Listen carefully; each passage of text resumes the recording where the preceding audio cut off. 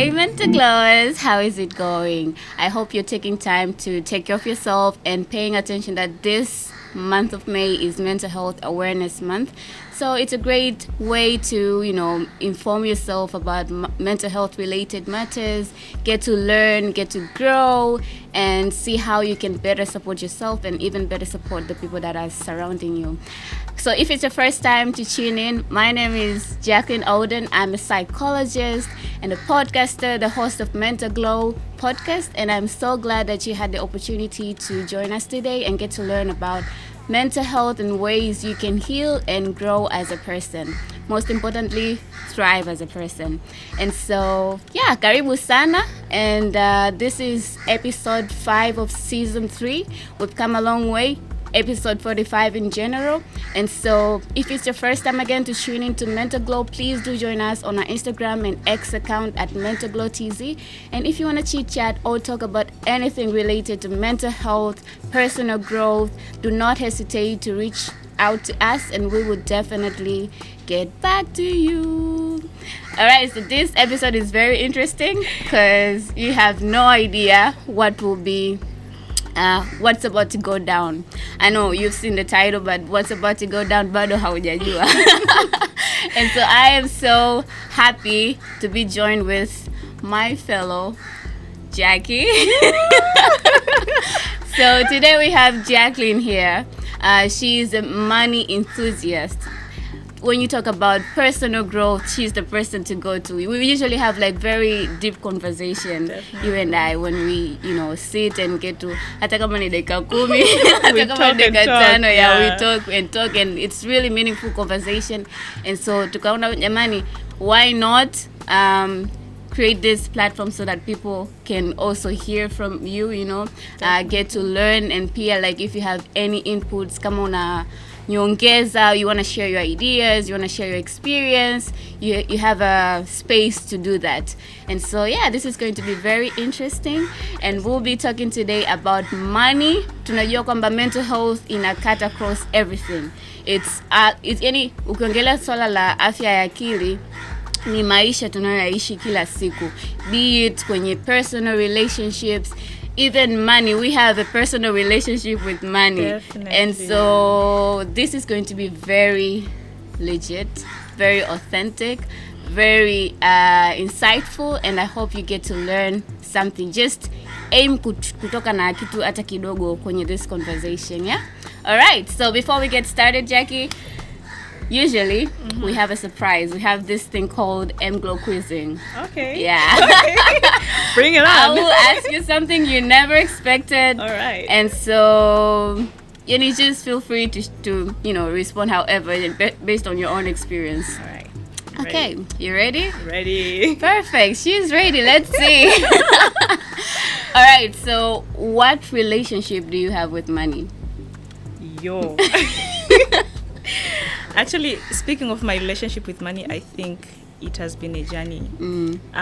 From knowing that I know nothing about money to knowing that what I don't know about money, and being on a journey to pursue knowledge about money. And growing up, the families, the background that we come from, we're just taught to do great, get a job, and you'll be successful. But actually, trying to reflect back, is success is more linked to how much money you have. So it's an evolving journey, and I'm loving it where I am. I know that there's a lot that I don't know, and I'm still growing to know. And I am just curious to know what is money will unfold. Enthusiast. Yeah, interesting, obvious. Why not? Wow. Yep. Yamani, how many of you get to take time to learn, to learn about money, most importantly? Mana mwisho siku, I think it's a good thing. Just relationship, mwisho siku, it's a two-way traffic, right? Definitely. And so, iwe ni mahusiano ya aina yoyote, your relationship with God, you have to spend time to get to know God. You have to spend time to dwell in His presence. And I think it's the same applies to, relationship. I mean, money, right? Yeah. You need to spend time to know how can I, respond when it comes to money. Yeah. Ninatakiwa ni spend VP, how much can I save based on how much I earn. And so I think haitokei tu ghafla. Yeah. Like when you react or when you relate with money based na mihemko or several urges, mwisho wa siku you have nowhere to go, right? Definitely. Okay, what relationship do you have with money? Please comment on the comment section below. Let's know in the comments below. Okay, so let's get started. Kwenye uhalisia wa mazingira yetu sisi Tanzania, right? Yeah. Wengi uhalisia ni kwamba wengi tuko kwenye mazingira ya kifamilia ya hali ya chini. And so tumelelewa kwenye mazingira ambayo money is a battle. You have to struggle, you have to fight to earn to get money. Na hata kama ukipata, I mean, for those who relate, obviously, because mwisho wa siku we're all different, tuna different experiences. And so mzazi akipata anakwambia this is what we have, you need to be very intentional on how you use this money. Unatumia ukiangalia kesho inakuaje, right?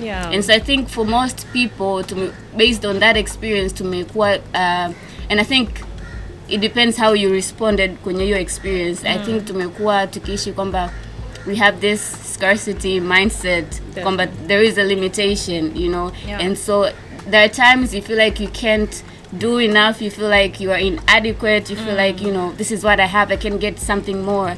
And so I think hiyo inatulimit sana even to explore or expand our minds into navigate different ways to, you know, grow, thrive, take different opportunities, even on kujiamini kwamba you can do something and earn this huge amount of money, right? kusema tu kwenye interview kwamba this is how you need to pay, and without being not being ashamed. Kuna mtu anakuta labda huna experience, but you know your capacity. I think we know ourselves better than anybody else. So nakuta mtu you lower yourself ili tu kwa sababu you don't trust kama you are at that level with money. I think your relationship with money really has big impact on your career. 100%. Definitely. And so I even heard this podcast, I think it was Wiley podcast. My brother hosts the podcast. And so it was a conversation about money too. And so the guest Christopher said that we need to heal from, you know, having that scarcity mindset. Kwa sababu mwisho siku, as you said, unaenda kwenye interview, what they're going to offer, hata kama unaona kwamba you don't deserve to get that amount, you'll be like, you know what, better than nothing, right? Let me just take this. Lakini okay, search deep, unakuja kugundua kwamba it's, you know, just that the level of the experience that you've had with scarcity, yani kutokuwa na kitu, yani struggling for that, you're like, you know what, let me just take it. Ukireflect nyumbani hali ni mbaya, you know, I'd rather just take this rather than go back home alafu upokee kitu chochote. And so my question is based on your own experience, how have you healed? How do you think is the best way to heal from, you know, having that scarcity mindset into having that mindset of, you know, abundance and being enough, having enough? How do you get there? All right. Before I answer that question, I think I need to take you back to our background. I remember going to school. My mom used to give me this huge amount of money to go and pay for my school fees. Now listen to the story behind it.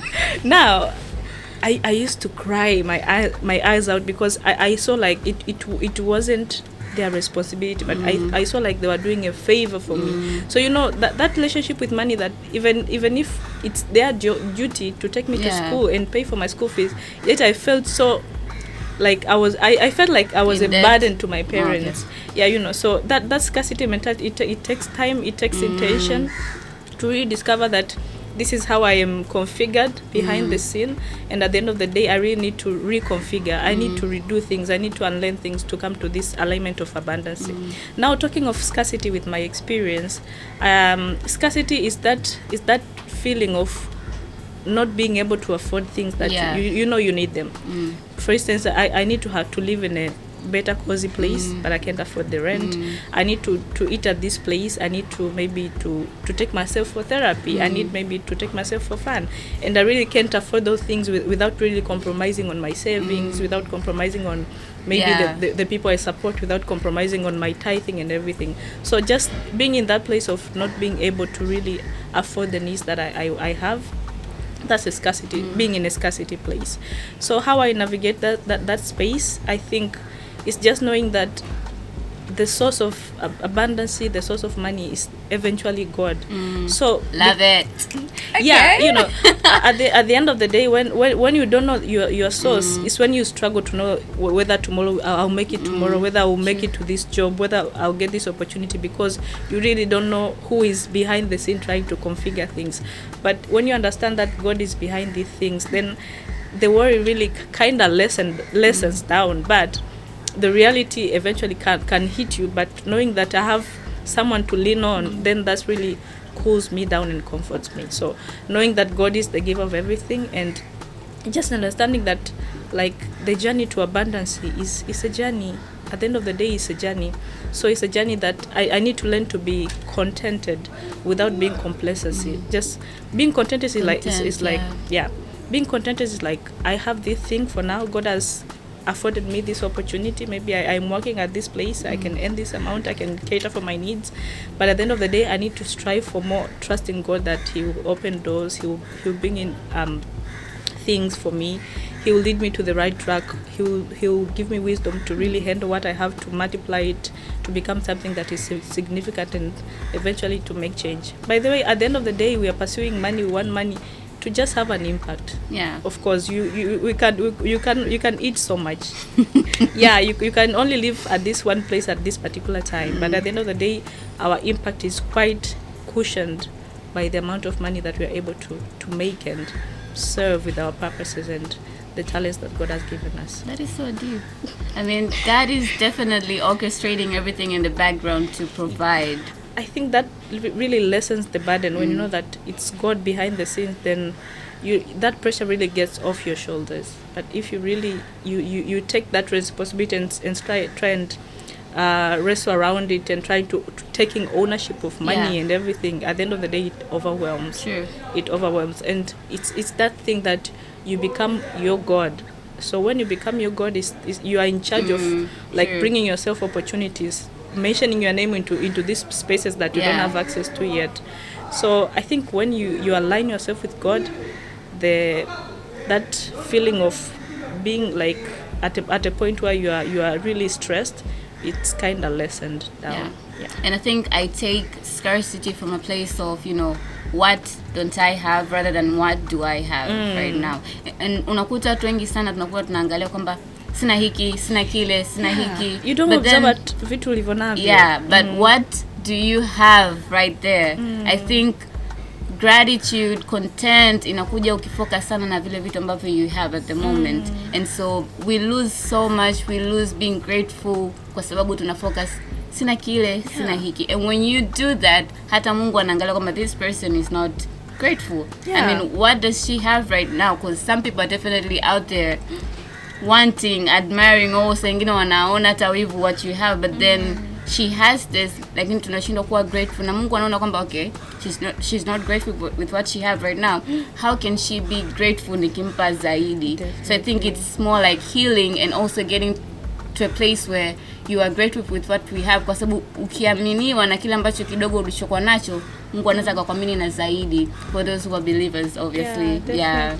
And I can feel like this God energy around this money thing, because as you are talking of like being trusted with ukiwa na kidogo kikihendo vizuri, then at the end of the day Mungu atakutrust na kikubwa. We just remember even that parable ya yule nani master aliondoka akawachia. Yeah, of course yule alikuwa na kidogo lakini akaweza kukikeita akakiona, mwisho siku akawa trusted with a lot more. So I think really ni ile kwamba tunasubiri Mungu atu trust ndo tujue kuhandle vizuri tulivyo navyo, and he's waiting for us to really be grateful with what we have, for him to like bless us with more bigger opportunities, bigger doors.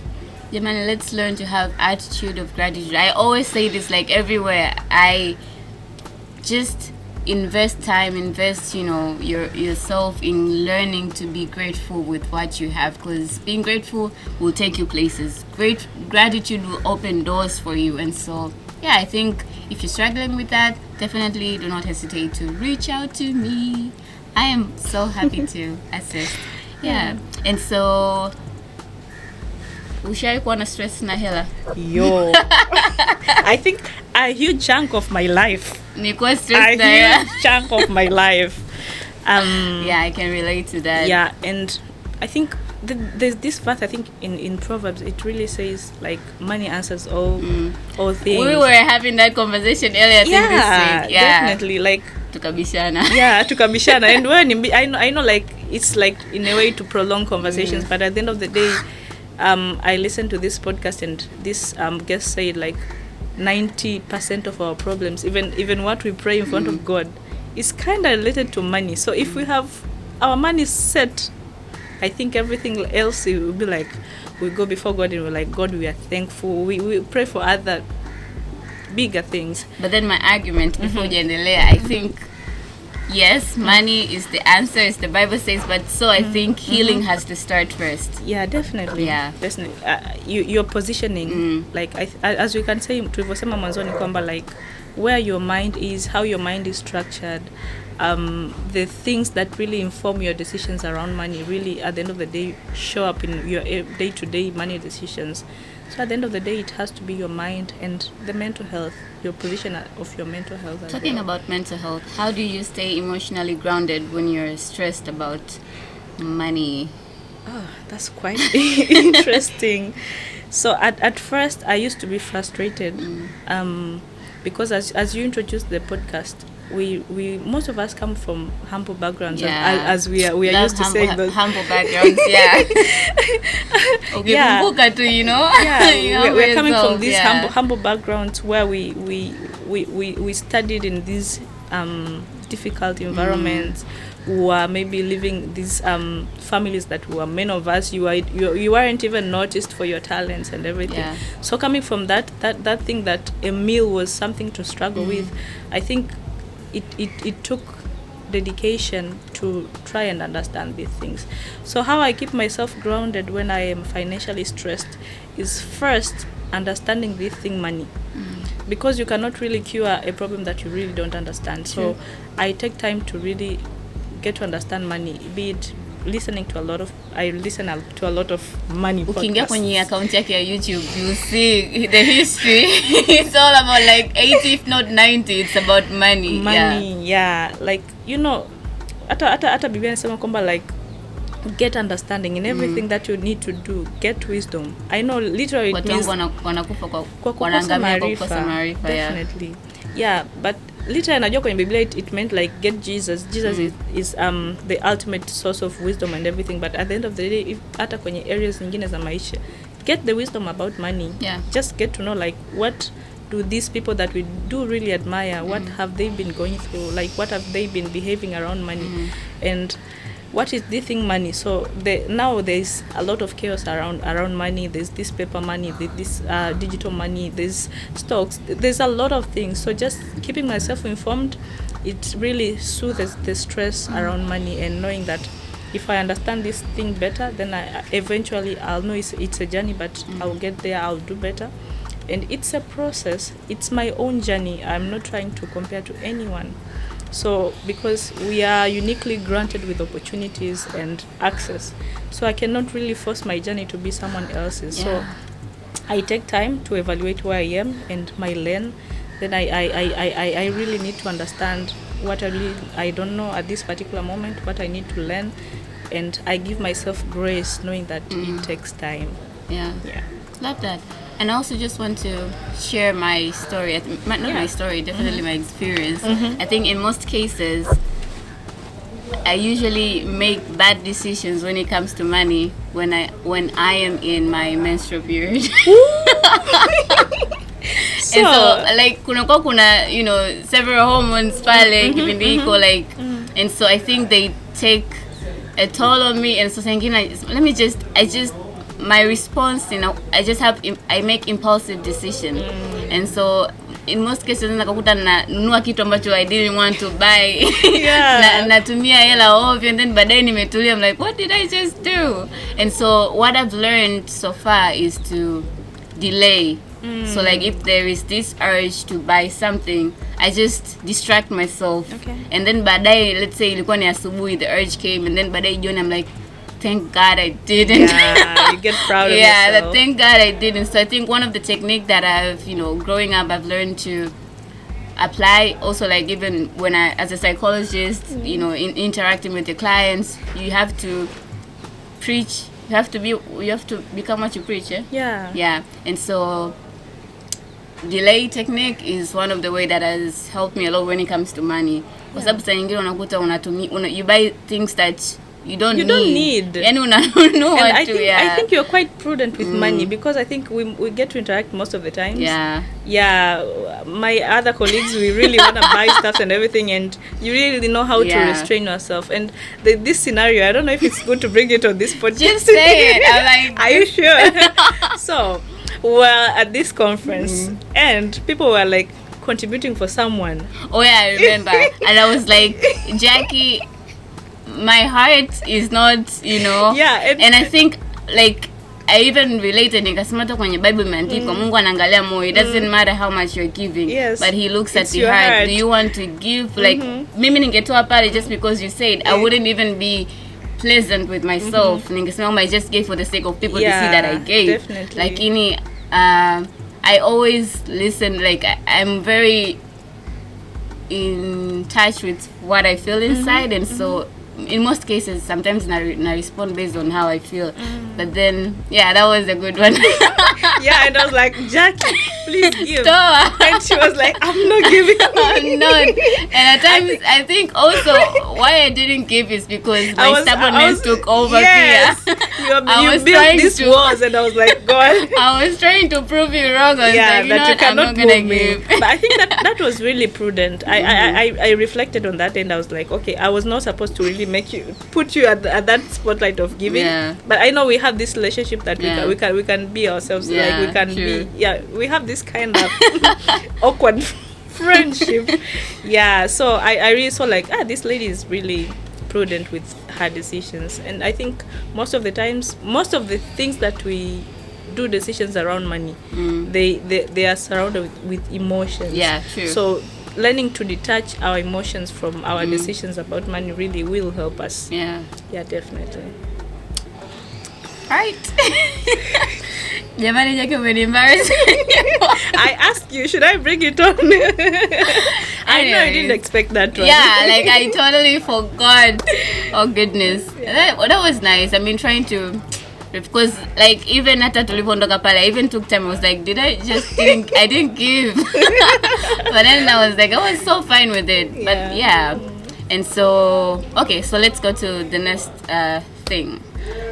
Culture yetu ya Tanzania, right? Tunaishi kwenye extended families, yani community. We share a lot of things, not only just, maongezi, but money too.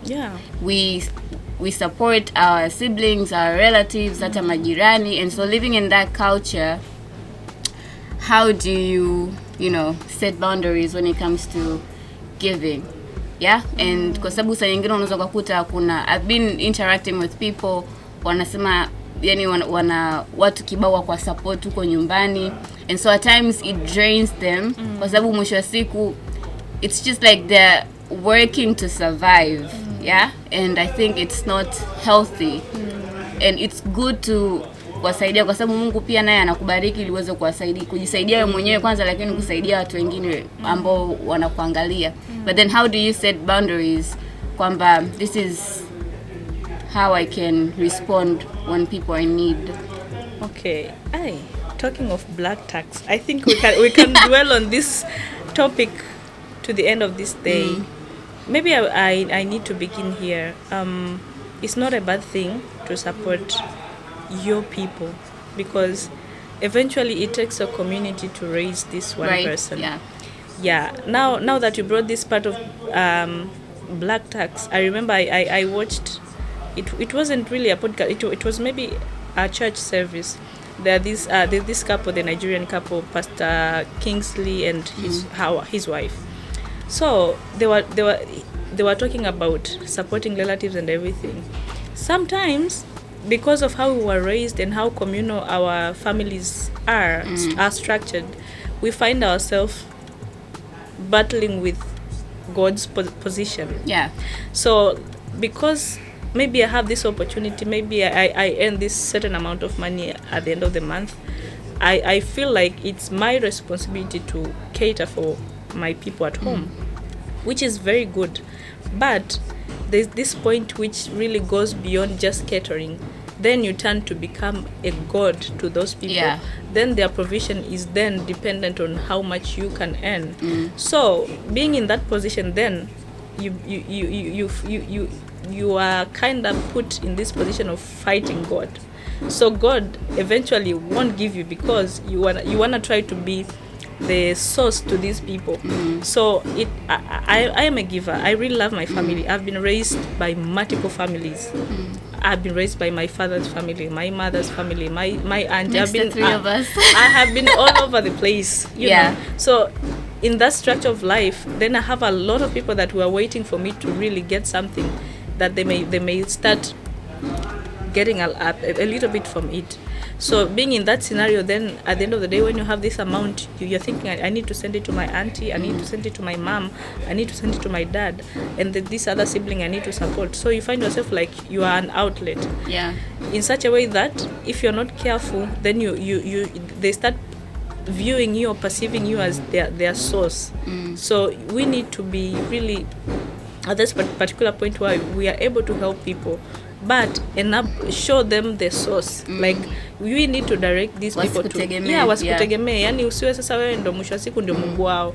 Like even how they thank you, you know, that can get God jealous. Like how they thank you, how they no. Please don't do that. Don't do that. But like how they thank you, how they're saying kwamba they are praying for you, which is so good. Lakini tunakumbuka pia Biblia inasema kwamba amelaaniwa anamtegemea mwanadamu. So at the point pale kwamba wameshaanza kukutegemea, I think that's a point of fighting against God's position. Na sasa ambacho najifunza ni kujitoa kwenye hiyo nafasi. Kwa kufanya nini? One, I set a budget that I can afford. Na this budget comes maybe nikishatoa tithe yangu, nimetoa matumizi yangu ya mwezi, ile inaobaki natoa kidogo, nasema like God, I know I need to support these people because mimi nisingeweza kufika hapa bila wewe kuwatumia hao kunifikisha hapa. But navyo support it has to be clear kwamba I'm giving you this little, see of where you can multiply it. What can you do at home? Sometimes you don't give them money. Yeah. You enable systems for them to like be able to get money for themselves without really knowing that kila mwisho wa mwezi lazima nipate hela kutoka kwa jagi. I think that has really helped me, but I've learned the hard way because kuna muda kabisa nilikuwa najua kwamba I deserve these big opportunities, but kwa sababu ya ile hali yangu ya kupata na kutaka kutoa na ndugu zangu kuniperceive kama this source, I think kuna opportunities ambazo Mungu alizizuia kwanza for me to grow to that space. Sasa hivi najua Mungu anaweza kani trust na opportunities. I know it's a journey, I'm still growing, lakini najua sorry, can I drink some water? Yeah. Take your time. And I think just adding to that, you and I are more like alike because with me too, like mshahara huwa hapo umetokea. I have this saving ambayo naita kingdom advancement. I want to advance the kingdom of God, but how can I do that? And so it's more like supporting people ambao they are in need, serving the undeserving. We are all undeserving, and so how can we serve each other? And so I think doing that pia inanifanya kwamba okay, sawa Mungu ananibariki hiki, but also how can I use what I have to support people ambao pia wanahitaji. And I think going back to what you just said, ni kwamba unapowapa, they should also think outside the box, like how can I keep regenerating this money. And so finding the source, kama ni business, kama mtu anasoma, like be more creative, like how can I kujishughulisha ili kujipatia chanzo cha kwangu, cause mwisho siku wewe haupo hapa milele, right? And so pale ambapo utakapoondoka, who is going to support? And I think that is a thing ambacho tutakiwa tuwafikirisha watu ambao tunawapa watu tegemee kwamba I'm supporting you, but at the end of the day unatakiwa ujue namna ya kusimama mwenyewe, kwa sababu mimi siko guaranteed kwamba nitakuwa na hicho na hii source itaendelea kuwepo for life, lakini pia mimi mwenyewe kama alivyosema kwamba I'm not guaranteed kuwepo. I remember nikiwa nakuwa, you know, African communal families, we are always like, mimi nikikuwa tamjengea babangu, tamjengea mamangu, huyu mesha huyu nitakaa naye nitamsomesha mwenyewe. But I think tulikuwa tunaongea out of not really knowing what it is to be depended on, what it is to kutafuta, what it is kuwa na access na opportunities. Kwa mwisho wa siku inabidi kama Africa, I think there's that ego boost that comes from you being depended on. I think we need to win off that. We need to win ourselves off that kwamba okay, I just have to be the only one. Sometimes I don't give them, sometimes I say like sitaweza umwezi, sitaweza kuwapa, not because kwamba lakini nakuta kuna priorities nyingine, lakini pia sitaki kuwaone kwamba it has to be Jackie giving all the time. I think that really helps, lakini ni journey for kila mtu, kama tulivyosema tutoka kwenye background tofauti na settings tofauti. We need to figure out a more customized way of how to handle black tax as a person, especially ukiwa firstborn, ukiwa pioneer kwenye family. She's the firstborn. Oh, I'm the last, so I have a little bit of experience. No wonder I don't have experiences. I have plenty.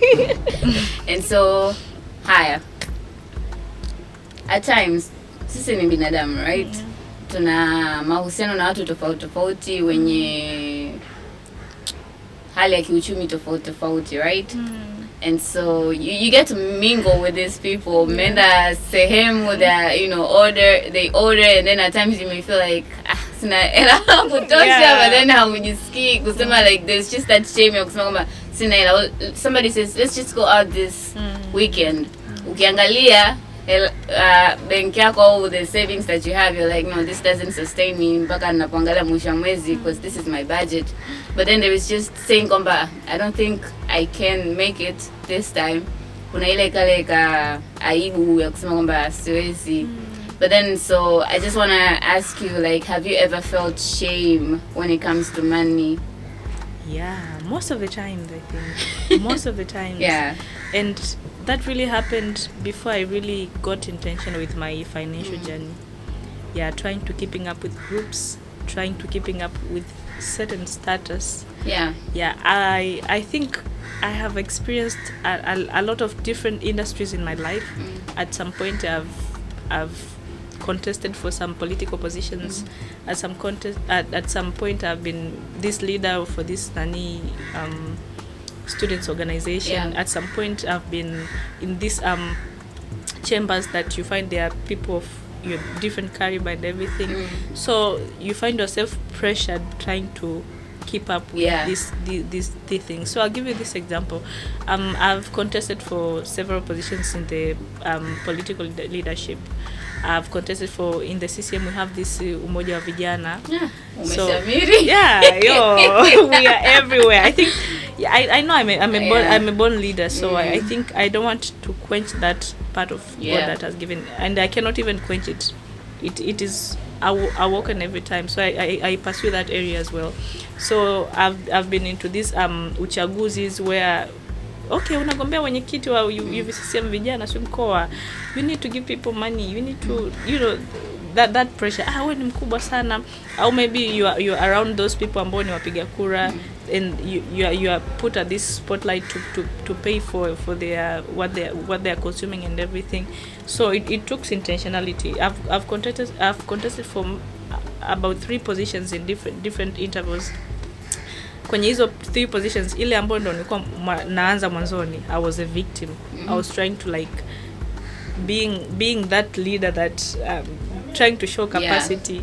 By then nilikuwa sijaanza fanya kazi, nilikuwa sina, I was finalizing my final year at the university.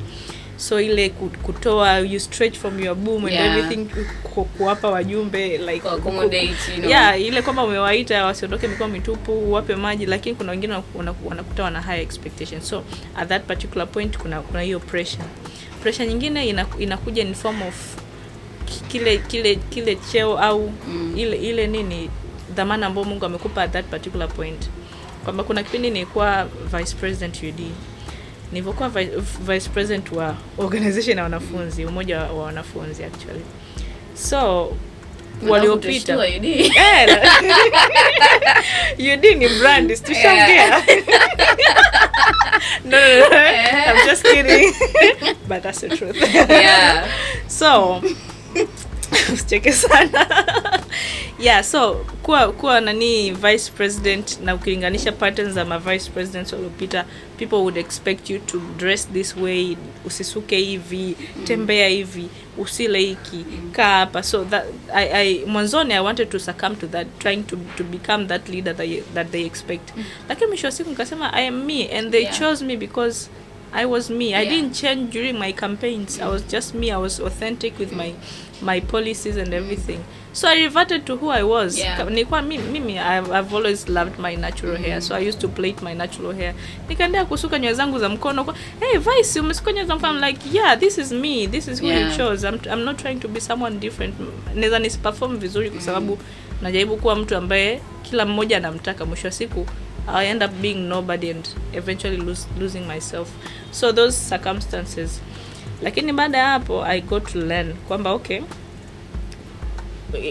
kuwa financially free ni mchakato. Na kwa sababu I was not handled this beautiful baton ya wealth, kama mimi ndo natengeneza msingi, then eventually kuna vitu ambavyo I need to let go. I need to accept where I am. I need to accept the journey that I am. Acceptance good, but not complacency. Complacency ni kwamba you accept and you're not doing any effort. But I want to be contented but yet on a move, like trying to cover ile milestone. Mwisho wa siku hata kama Mungu anakubariki na kitu, anakuwa anaona kabisa okay, Jackie is doing this effort. Jackie anajielimisha. Jackie, she's no longer overspending. She's not impulsively buying things and all that, buying on sales and everything. So namshukuru Mungu. I'm not yet there, but it's a process. Ni kwanza niongeze kitu, naona imeyuka imeenda kimeenda wapi? I say so is it about your life? No, it's I think ulikuwa unaongelea kuhusu anyways, I hate this moment. Like hii point imeenda wapi? Yani ilikuwa imekaa sehemu but then it just went shoo. Yeah, so I think mwisho wa siku what you just shared, it's really important, and okay, nice, bring it. So I wanted to say something also about healing, because shame pia kuna vitu ambavyo vimeanza, like you reflect back, unakumbuka umeishi mazingira gani huko nyuma, and you feel like okay, so unakuwa na ile pressure na kuzunguka kwamba you need to be this person, you're mingling with these people, you need to act as the way they are. But then ukiangalia walisema kwamba sina hela, how can I do this? And then it all goes back to healing, but lakini pia being able to communicate and be your authentic self. Kumwambia Jackie, I don't think I can come to hang out with you guys today. I don't have money. And so you find people, like if they're really your friends, they're like, don't worry about it, we'll support you. We'll support you. But then tuna ile, I don't want to call it, it's part of shame, but also like I don't want people to see me that I'm a burden labda. I don't want to be seen as a burden kwa watu wengine kwamba kila siku jamani mimi sina hela. Ile siku people wataanza kuona kwamba huyu naye ni mbahili tu labda, lakini ukiangalia kwamba they just they don't have the opportunity to get to know your real self, your authentic self, kwamba this is Jackie, she has labda tuseme ana majukumu mengi, because watu tuna experience tofauti, right? And so you may have the same amount mnapewa kila mwisho wa mwezi, lakini majukumu yako wewe na majukumu yangu mimi ni tofauti. So I may have like extra money to spend, but for you have that limited budget ambayo umeweka kwamba this is hii inaenda hapa, hii inaenda hapa, it sustain mpaka mwisho wa mwezi. And so being able to communicate, I think, with people that you're relating with, it's also very crucial, kwa sababu mwisho siku if they don't get to hear from your point of view, mwisho siku they'll end up perceiving you in a different way. You may end up losing very meaningful relationship with people.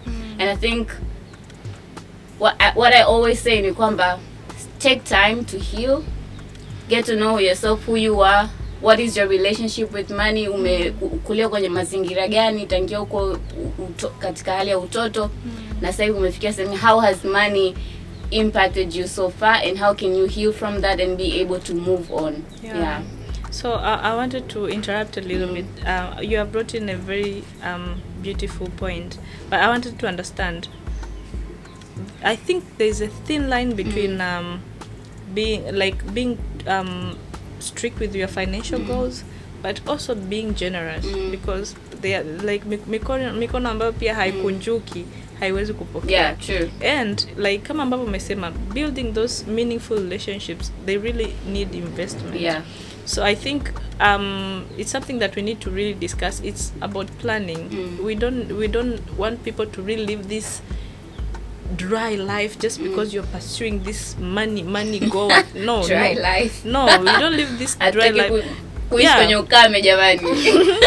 Yeah, mwisho wa siku unatafuta hizi pesa kwa ajili ya nini? Mwisho wa siku you need to like put yourself first, like self-care is important. Very much indeed. Yeah, self-care, lakini mwisho wa siku being and showing up for this meaningful relationship that you have. Mwisho siku utatafuta, ndio utakuwa na a lot of money, lakini kama hauna meaningful like connections na watu, people won't be able to show up for your things. Utaumwa, utakuwa na shughuli, people won't be because wewe ukigusa tu na mchango na nini, like back off, uko you're keeping track with your financial goal. I think it's important to have a balance. Yeah, na kuomba hiyo hekima ya Mungu kutuwezesha kujua namna ya kunavigate. Like too much of anything is harmful. Yeah. I like what you just talked about, investment. Investment ipo kila sehemu. Mahusiano pia they need investment, like not only money but also your time.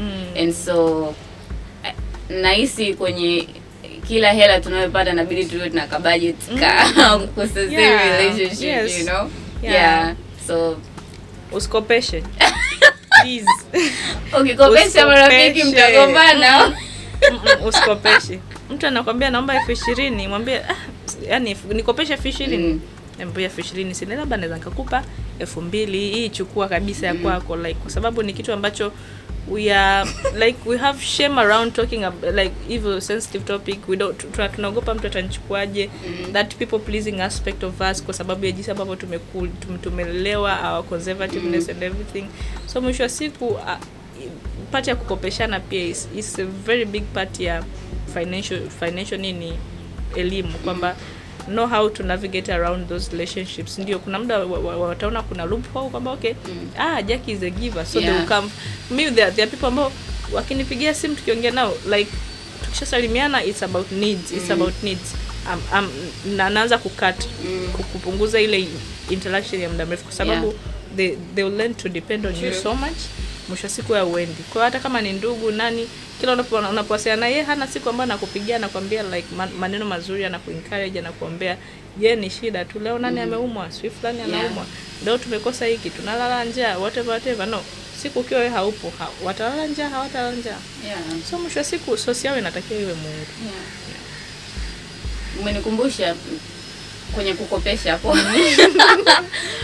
I'd rather say nakupa hii 20,000 sitakudai kuliko uniambie nikopesha, alafu in my head I'm like I'm expecting some money from Jackie, alafu baadaye uje kunidisappoint, unianze kunizungusha, tuanze kukopeshana, mahusiano yanaanza kuwa na crack somewhere. So I think just give. And money is one of those big things ambavyo vina uwezo mkubwa wa kuharibu mahusiano haraka iwezekanavyo. And they say, kuna research wamefanya, nasikia like percent kubwa ya ndoa zinazovunjika, leading cause ni money. Big problem. So I think we don't need to ignore this nani.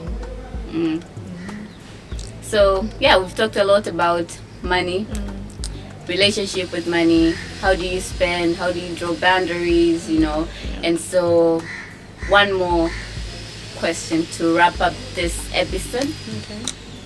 How do you stay mindful in your daily life when it comes to money? Okay, staying mindful. I think I'll go back to just what I do. Mindful and intentionality. Okay, mindful. Maybe you're a psychologist. You might wanna break I'll those down. Yeah. But I think I am in this continuous learning journey, whereas I do intentional learning, be it reading books, be it listening to podcasts, be it engaging myself, putting myself in those spaces where they discuss about money. Money is a thing. I think I'm quite intentional about it. Though I think with our Tanzanian culture, there are so few such spaces where you can just like speak about money and everything. Most of them, of course, are entrepreneurial, but I think we really need to make money a conversation and to create those spaces where people can gather around money conversations. So to stay connected, I really follow a lot of podcasts. I read books, not so many of them, but I really try my best. And another thing is just having that balance with other entities of my life, being spiritual, being in touch with God, exercising, being physically fit, harmonizing the relationships that I have. And I think that really has made me grounded. As I have said, it's a journey. I'm still on it.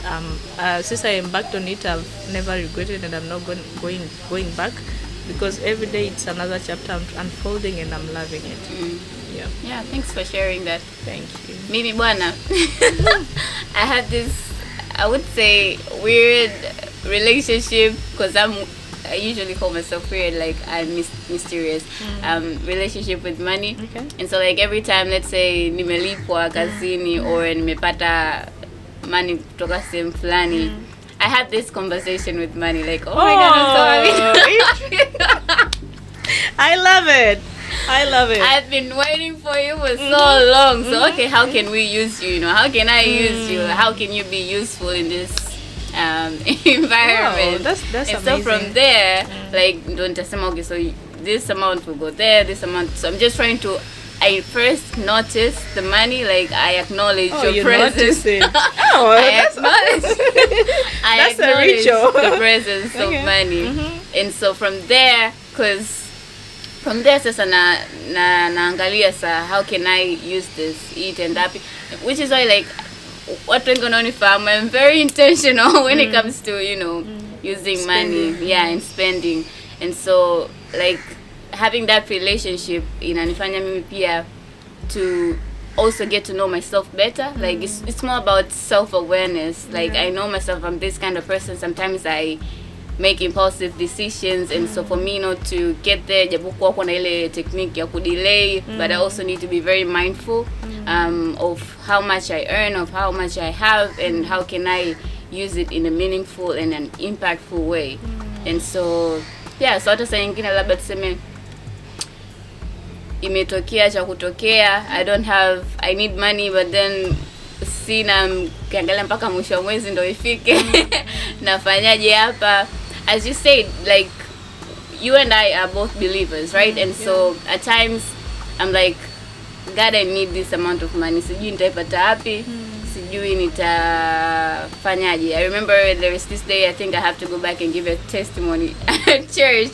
We were praying about vyanzo vya hela, like if you're a business person, kama ni mfanyakazi sehemu, like for God to work in a miraculous way to provide money, abundant provision. And so we prayed that day.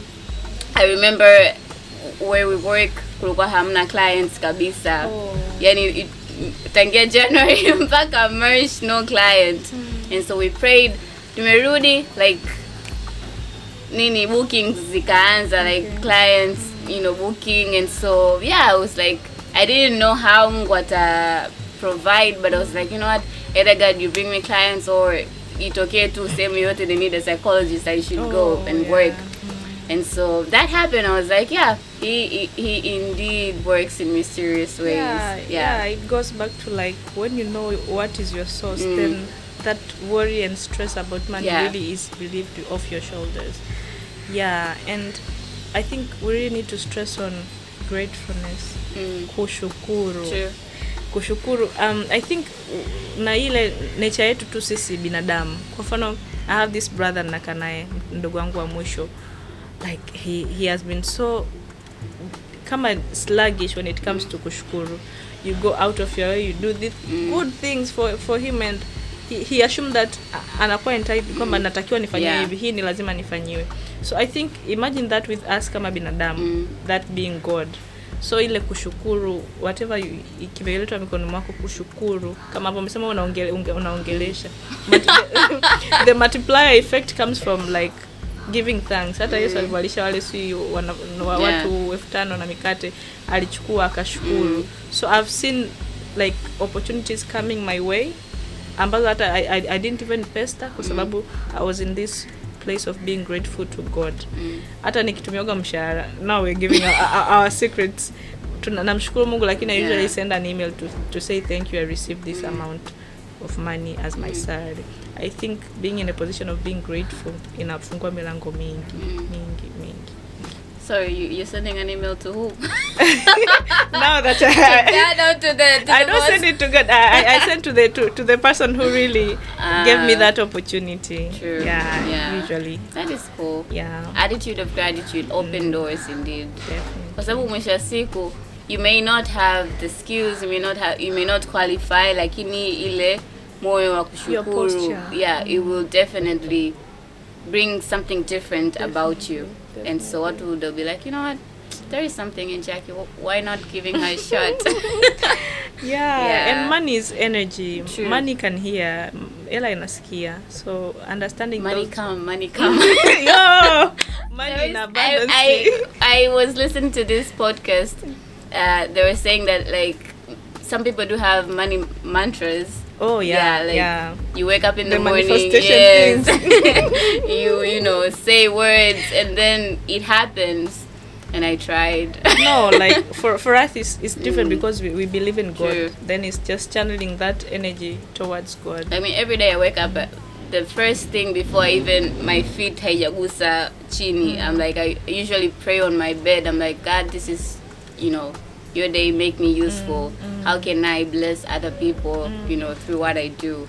And so if there are any ways that I can, you know, reach out and impact people, so be it, as long as it pleases you and it glorifies your name. And so yeah, it's an interesting journey. Yeah, I think it has been interesting having this podcast. We should have more of these. Indeed. We should have Jackie on board like all day. Yeah, I want to teach you about other things, sales, real estate, investments. Mwisho siku msio na msongo wa mawazo kutokana na hela jamani. You need to be able to understand money, have a relationship with it, heal also, and be able to thrive kwenye maisha. Yeah, definitely. Yeah. So if you have any questions, guys, before we wrap up this episode, Jackie, do you have anything else to share? I do. I really want to commend you for the work that you do. I think you're doing a really great job. I think when we met, I told you like I am really enthusiastic about conversations, and at some point in life, I would not quite far, but I would love to start a podcast. And you're like, yeah, Jackie, you can do it. We will definitely give her a shout out for you to go and listen. Yeah, definitely, and I will invite you because I know also you have this body of knowledge that is quite rare. So thank you for what you're doing. Yeah, thank you for being a good host, and I'm honored that you chose me as your guest in this podcast. Kwa sababu kuna watu wengi sana. Yeah, I know. But then I was like, you're Jackie, quite connected. Yeah, so it's like Jackie, you know, has to be here. Yeah. It's a pleasure, really. It's a pleasure. And I think mwisho wa siku, as going back to gratitude, you have so many things to do, but still you chose, this is a public holiday, and we were recording, this is a public holiday, and you chose to be here at this time. And so I really value and appreciate that. You've been working throughout the week. This morning I need to chill and sleep, but then you were like, you know, I have to make it there and show up and share the knowledge for other people to benefit. We truly appreciate that. Mental growers appreciate that. Thank you so much. And I hope that hautatuchoka. Next time we're going to reach out to you. Yeah, no problem. I love these conversations. Very intimate conversation, very meaningful, right? Very demure. Yes. Cutesy. Alright guys, thank you so much. I do hope mmejifunza kitu. If you have anything to share regarding your experience with money, the relationship you have with money, how can you move from, you know, scarcity mindset to the abundance mindset, please do share on the comment section. We want to hear from you. We don't know everything. Definitely. Probably you have a different experience and you would like to share one, or you think that there is something missing kwenye hii conversation and want for us to kuendelea kuongelea kuhusu swala fulani. Please reach out and share, and we are always open to do that. And so yeah, take care as we're wrapping up this episode. Tafakari, chukua hatua, and I wanted to finish again. Wewe ni mhenga. Tafakari, chukua hatua. Utamalizia mwenyewe, but until we meet again in the next coming episode, take care of yourself, take care of your mental health. And as we are wrapping up this month of May as a mental health awareness month, please try to reflect, how can you better be mindful of yourself, of your surrounding, and how can you take care of your mental health. Remember, there is no health without mental health. And so, love ya and take care. Bye. Ciao.